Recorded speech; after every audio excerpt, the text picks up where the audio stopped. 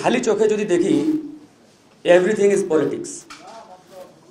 পৃথিবীর যেখানেই যান, যে দেশেই যান, যা কিছু দেখবেন সব কিছুই রাজনীতির অংশ।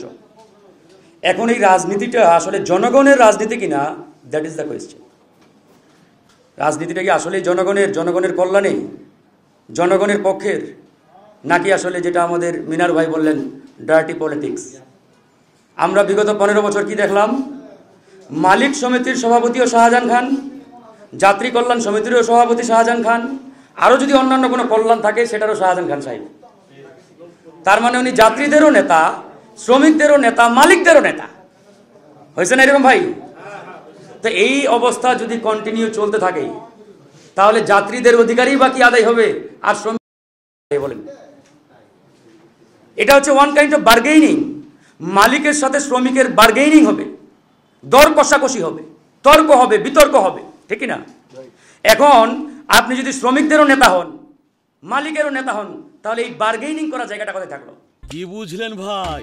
অনলি যেটাই চাই। শ্রমিকের মাথায় গিয়ে হাত বোলায়, টেনশন করিস না, আমি তো তোর পক্ষে, তোর লোক। আবার মালিকদের গিয়ে বলে ভাই আমরা তো আমরাই। বুঝছেন নি কারবার? তো এটা হচ্ছে বিগত 15 বছরের আমলনামা। বিগত হাসিনার আমলে এটাই হয়েছে। যারাই মালিক, তারাই শ্রমিক, তারাই যাত্রী। তো এখন এই অবস্থাটা আমরা এই বিপ্লব পরবর্তী সময়ে চলতে দেব কিনা, এই সিদ্ধান্তটা আমাদের নিতে হবে। একবারই আমার হিসাব ক্লিয়ার, কথা পরিষ্কার, যে আমরা যদি মনে করি যে বিগত 15 বছর যেভাবে হাসিনার আমলে চলেছে, চালিয়েছে, ঠিক একই কায়দায় আমরা এখনো চলতে দেব বা চালাবো, তাহলে আমাদের বক্তব্যের কিছু নাই ভাই। আর যদি মনে করে থাকেন না পরিবর্তন আনতে হবে, সেটা যেই হোক। আজকে বিএনপি ক্ষমতায় আসলে আমাদের কোনো আপত্তি আছে?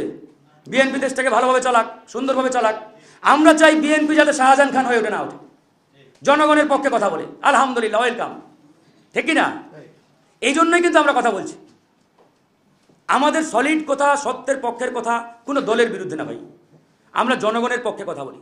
এই জন্য আমরা বিএনপির সাথে আমাদের নিয়মিত মিটিং হয়, বৈঠক হয়, অন্যান্য দলগুলোর সাথেও মিটিং হয়। এই যে জাতীয় ঐক্যমত্য কমিশনে প্রায় 1 মাস ধরে আলোচনা, এখন বাস্তবায়ন নিয়ে আলোচনা শুরু হয়েছে আমাদের। সেখানে আমরা যাচ্ছি, কথা বলতেছি। সব দল যে একমত হবে সব বিষয়ে, এটা কিন্তু ভাববার কোনো কারণ নেই। তাহলে তার গণতন্ত্র থাকবে না, রাজতন্ত্রের মতো হয়ে গেল। আমরা তো ডেমোক্রেসিতে বিশ্বাস করি নাকি? গণতন্ত্রের সৌন্দর্যটা হচ্ছে বহুমত, বহুপথ থাকবেই, কিন্তু আপনাকে সেই বহুমত, বহুপথকে শ্রদ্ধা করতে হবে, সম্মান করতে হবে, যদি সেটা আপনার বিপক্ষেও যায়। তা আমরা এজন্য সেটা নিয়ে বারবার কথা বলেছি, কথা বলার চেষ্টা করছি। তো আজকে এখানে যাত্রী কল্যাণ সমিতির যে ফোকাল পয়েন্ট, মূল যে তাদের দাবি, যে যাত্রীদের অধিকার, যেটা বিগত বছর মানে 15-16 বছর আমরা পাই নাই, দেখিও নাই। তো এই জিনিসটা আমাদের প্রতিষ্ঠা করতে হবে। এই জন্য যাত্রী কল্যাণ সমিতিকে মানে এমনভাবে স্ট্রং হতে হবে যে পলিটিক্যাল পার্টিগুলো যাতে ওদের কাছে আসে, মানে আপনারা গিয়ে রাজনৈতিক দলগুলোর কাছে ধর্ণা দিবেন, এইরকম পরিস্থিতি আমাদের তৈরি করা যাবে না। বিগত সময়ে আমরা কি দেখেছি, যে একটা ইউনিভার্সিটির ভাইস চ্যান্সেলর হওয়ার জন্য ওই আশপাশের ইউনিয়নের তাঁতিলীগ, ছাতিলীগ, পাতিলীগের নেতার কাছে গিয়ে ধর্ণা দিত, গিয়ে বলতো ভাই আমার নামটা একটু সুপারিশে পাঠায়েন গণভবনে। আস্তাগফিরুল্লাহ। এইরকম একটা অবস্থা বিগত সময়ে ছিল, যে একটা তাঁতিলীগের নেতার সমর্থন নিয়ে ইউনিভার্সিটির ভাইস চ্যান্সেলর পর্যন্ত হওয়ার চেষ্টা করেছে। হয়েছে না?